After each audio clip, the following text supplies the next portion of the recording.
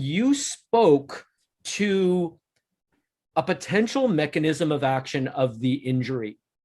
And you mentioned to me the use of a D-dimer test, which we all know what it's for, but we're going to have to explain a little bit. Could you please speak to this a little bit and give the relevant context and introduction, please? Because I think this is really groundbreaking and important. Yes, yeah, thank you. So one of the key things that really bothered me when I started to see serious vaccine injuries in my own patients is that I had no idea what the mechanism of injury was, and therefore, as their doctor, I had no idea how to treat it.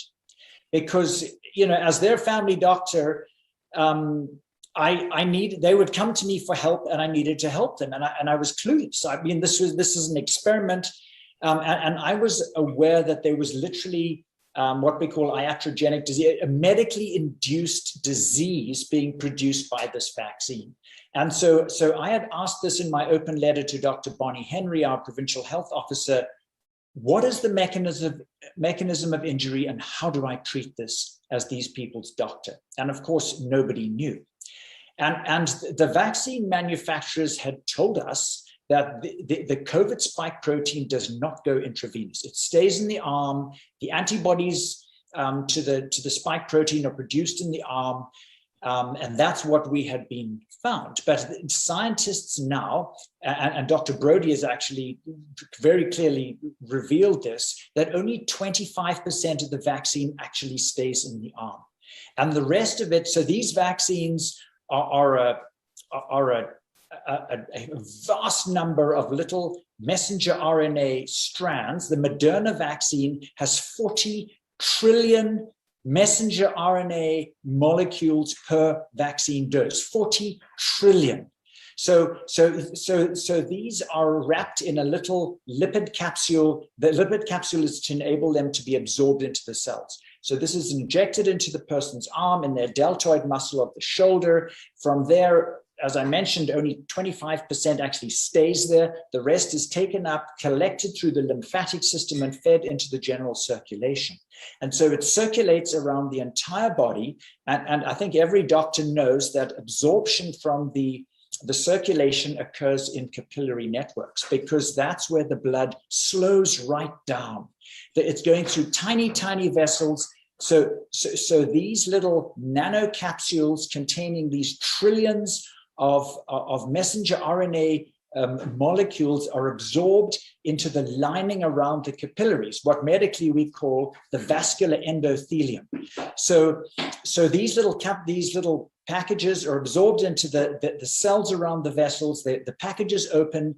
The body recognizes these messenger RNA strands as a gene and gets to work making COVID spike proteins. So in a virus, those COVID spike proteins form part of the viral capsule. But the problem is they're not in a virus. They're in the cells around blood vessels. So as a result, they become part of the cell wall of that cell. So normally, the cells that surround your blood vessels have to be very, very smooth to enable good and unimpeded flow of blood. But as soon as you've got all these little spike proteins that become part of the cell wall, it's now a rough surface. It's going to be like a very coarse sandpaper. It's now what the platelets are going to interpret as a damaged vessel. It's no longer smooth, it's rough. So clotting is inevitable because the platelets that come down that vessel are going to hit a rough spot and assume this must be a damaged vessel. This vessel needs to be blocked to stop the bleeding. That's how our clotting works. So clots are, because of this and because of the nature of this, clots are inevitable because of these spike proteins in the capillary networks. So I set out to then try and prove this. Could this theory be correct? And so the problem is these little clots in the capillary networks are microscopic and they are scattered. So they're not going to show on any scan. They're just too small and too scattered. It's not like the big clots that cause strokes or heart attacks. They're too small and they're too scattered. So how on earth can we know if the person clotted? And the only way is with a blood test called a D-dimer. So the D-dimer is a blood test that will show up a recent clot. It won't show up an old clot, it shows up a new clot. And it doesn't tell you where the clot is, it just tells you that the clotting mechanism has been activated. So I have now been recruiting patients from my practice, people that have come into my office and others that have heard me speak about this, and have asked people to do this D-dimer within 1 week of their COVID shot. And so far, and this study is ongoing, these are preliminary results. So far, I've got 62% positive elevated D-dimer, which means that the blood clots are not rare. That's what the so-called experts keep telling us. The clots are rare, the big ones are rare, but the small ones are clearly happening in the majority of people, 62%. Now, I'll tell you what the real concern with this is that a clotted vessel is permanently damaged. That vessel never, ever goes back to normal. So if this theory is correct, which it really looks like by these D-dimer results, and I'm told it has been done in Australia and it's been done in the UK, and they also found elevated D-dimers. And they sort of discarded the information because they said there's no clinical evidence of clots. Well, the reason is because they're microscopic and they're scattered. And so you're not going to see clinical evidence. But in fact, all of the frequent side effects of the shot, which are headache, nausea, dizziness, fatigue, could all be signs of cerebral thrombosis on a capillary level. I mean, those literally, you could be having thousands and thousands of tiny, tiny little clots in your brain that won't show on a scan, but they will give you those exact symptoms. So the concern is I have now got 6 people in my medical practice that cannot exert themselves the way they used to be, what medically we call reduced effort tolerance. 6 people who now get out of breath doing things that they could previously do without any problem.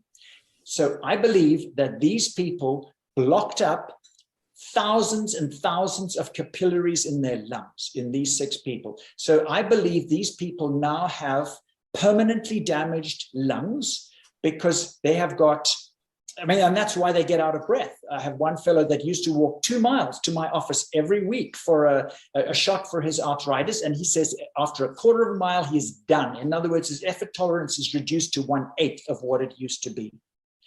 And so I've sent some of these people for chest x-rays and CT scans to see what it shows. And all it shows is distorted architecture. What the radiologists record is describe as increased reticulation. It's a very non-specific thing, and it's because it's microscopic. It's just, but the concern is because these vessels are now permanently damaged in a person's lungs, when the heart tries to pump blood through all those damaged vessels, there's increased resistance trying to pump the blood through those lungs. So those people are going to develop something called pulmonary artery hypertension, high blood pressure in their lungs. And the concern with that is that those people will probably all develop right-sided heart failure within 3 years and die because they now have increased vascular resistance through their lungs. And lung tissue and heart tissue and brain and spinal tissue and all of that does not regenerate. In other tissues, it can regenerate, liver and kidneys and muscle and other, but there are some tissues that cannot. And so this absolutely explains what I've seen in my patients, and that's what I'm doing to prove it, and my study is ongoing.